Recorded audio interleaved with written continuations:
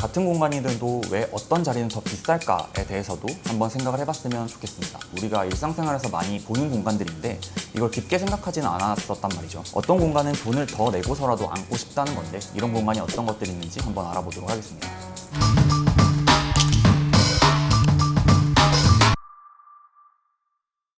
네, 안녕하세요. 오알크루의 흥정훈 이사입니다. 저희가 지난 영상에서 공간 경험의 평준화, 디자인을 통한 상향 평준화를 통해서 공간 경험의 편차를 보완하는 내용들에 대해서 한번 말씀을 드렸는데요. 오늘은 관점을 살짝 바꿔서 의도적인 경험 차이를 통해서 공간 디자인의 가치를 높이는 전략에 대해서 한번 이야기해 보도록 하겠습니다. 디자이너들이 상업 공간을 작업할 때 소비자들의 만족도를 고려해서 다양한 의도를 반영하게 되고 이런 의도들이 소비자들의 행동과 만족도에, 다시 말해서 공간 경험에 큰 영향을 미치게 된다라고 설명드렸는데요. 같은 공간이들도 왜 어떤 자리는 더 비쌀까에 대해서도 한번 생각을 해봤으면 좋겠습니다.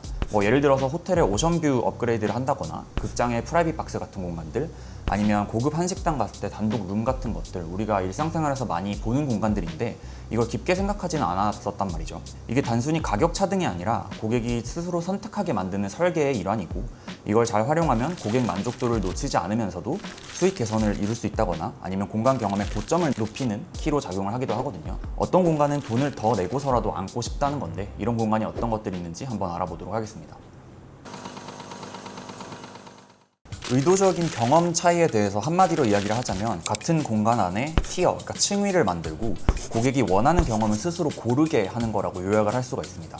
반복해서 앞으로도 말씀드릴 내용이지만 이거의 핵심은 강제로 차별을 하는 게 아니라 지불 의사에 맞춰서 거기서 선택이 일어나도록 디자인을 하고 선택지를 열어준다라는 쪽에 조금 더 가깝거든요.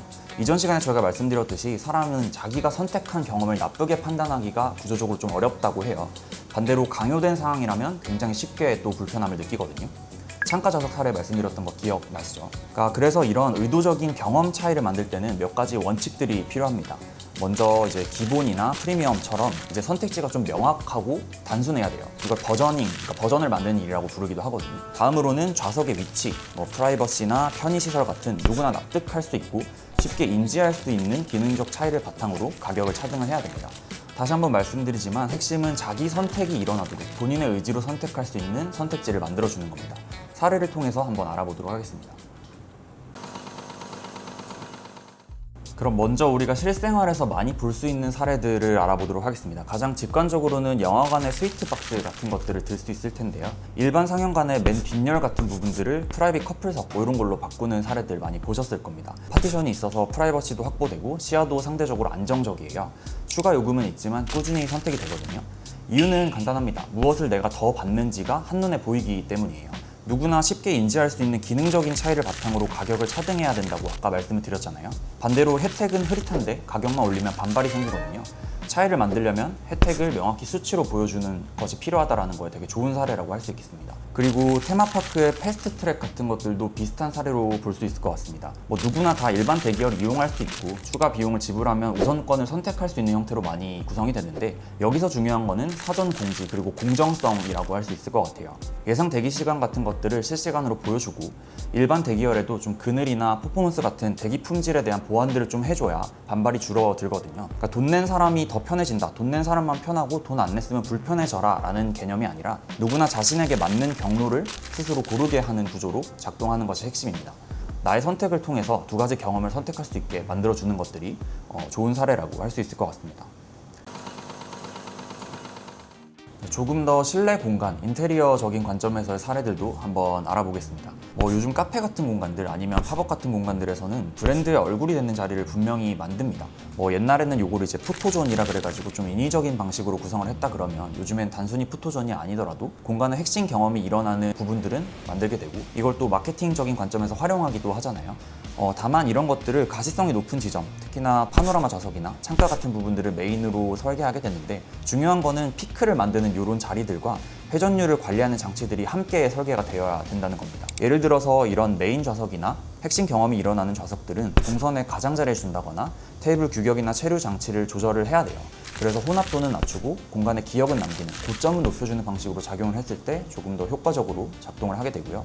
마지막으로는 치타야 서점의 사례도 소개하고 싶은데 치타야 같은 경우는 누구나 열람 가능한 오픈 공간들이 있고 그 안에 유료 쉐어 라운지가 또 따로 있어요. 시간제로 이용을 하면서 음료나 스낵 같은 것들을 무제한으로 제공을 하고 전원이나 와이파이 같은 것들도 유료 쉐어 라운지 안에서만 또 작동이 되거든요. 그리고 고정석이나 부스 같은 것들도 갖춰져 있는데 포인트는 단순히 돈 내면 더 좋다, 돈 내면 이런 것들을 쓸 수 있다라는 게 아니라 혜택이 눈앞에 분명하게 보인다는 겁니다. 그래서 가격은 있지만 가격 이상으로 만족스럽다는 평가가 나오는 공간이기도 하거든요.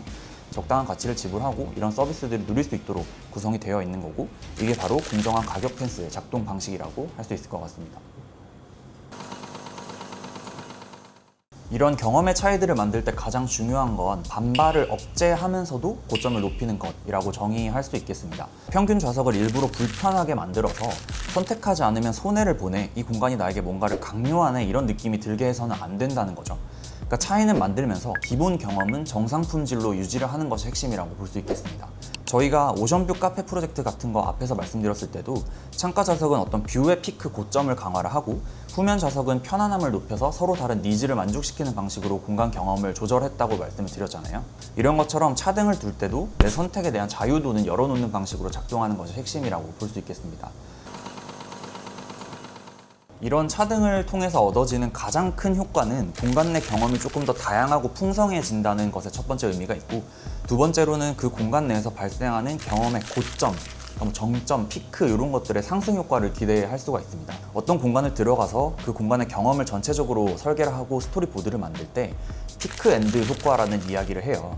그러니까 사람은 전체 경험보다 초입, 그리고 공간 내에서의 어떤 정점, 그리고 마무리를 조금 더 강하게 기억을 하고 이것들을 바탕으로 공간 경험의 전체적인 만족도를 평균으로 계산하게 되거든요. 그렇기 때문에 이러한 의도적인 경험 차이는 공간 내 경험을 조금 더 풍성하게 하고 기억에 남는 순간들을 하나하나 심어줌으로써 이 전체 스토리라인 안에서 기억의 고점이 좀 더 높아지고 자연스럽게 공유하고 구전하게 되면서 재방문이 늘어납니다.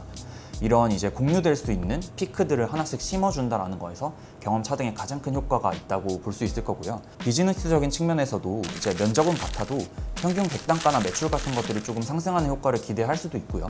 또 이제 메인 좌석에서 발생하는 사용자 생성 콘텐츠, 사용자 생성 콘텐츠라고 어렵게 말하긴 했는데 우리가 포토존에 사진 찍은 거 그런 것들을 누군가 공유하고 구전하게 되면서 이거를 마케팅 비용을 낮춰주는 효과를 또 기대를 할 수가 있습니다.